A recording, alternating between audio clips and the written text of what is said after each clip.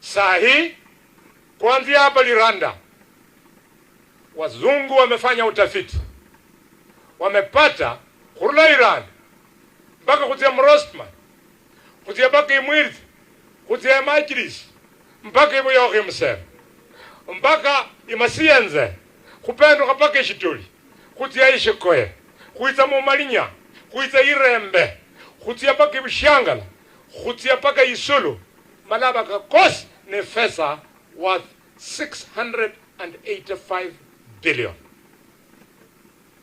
Sasa kwa sababu serikali ya Fernandes Barasa na serikali ya President William Ruto wanataka kunyanyaza watu wetu, wamenunua kiongozi wetu Barasa maneno ya dhahabu asiinue mkono, wamenunua Elis Mohanda woman MP asiunae kidole, wamenunua Shinali, wamenunua Fred Ikana.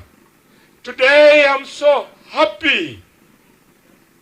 MCS Bitaho, MCS Bisuga, Mulibasata na Bakhali.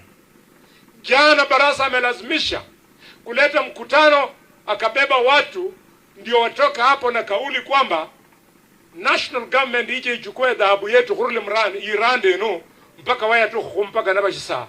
MCS wetu wote walikataa. MCS, I love you. I'm going to call you for lunch and I want to give you a goat, each one of you. I love you MCS. Saa hii nikizungumza, waziri wa haya maneno Ali Hassan Joho, bila kuwa na aibu hata kidogo, hajui yeye anajua mimi ndio mkubwa wa hii county kama senator. Ameingia Kakamega, ameenda kwa Barasa leo, badala ya kuniambia ninakuja Ikolomani, kuja twende huko, ati Joho ameenda Ikolomani saa hii, anataka agawe pesa ndio watu wamwambie waingie. Joho sikia. Joho sikia. You can give as much money as you'll give today or more.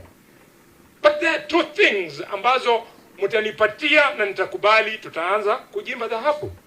Kitu ya kwanza, ile ujinga yenye mmeweka kwa vichwa zenu na kwa mdomo, eti mpange watu wahamishwe ndio wapeleke usijui wapi, ndio mchukue mashamba yetu mulime dhahabu. Sisi hatuwezi kukubali, mkwende kabisa. Benya kuira